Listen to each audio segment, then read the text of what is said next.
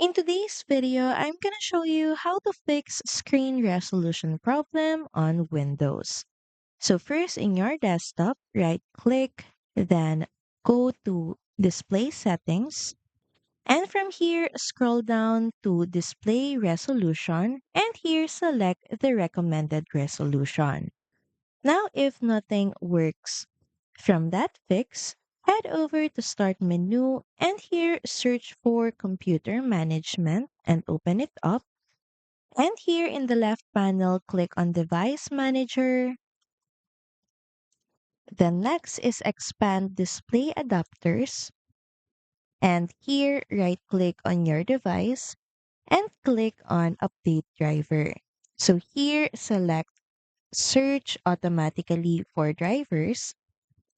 Then click on Search for updated drivers on Windows Update and just wait for the update to complete installing. So that's pretty much it. Thank you very much for watching this video and I'll see you again on the next one. Bye!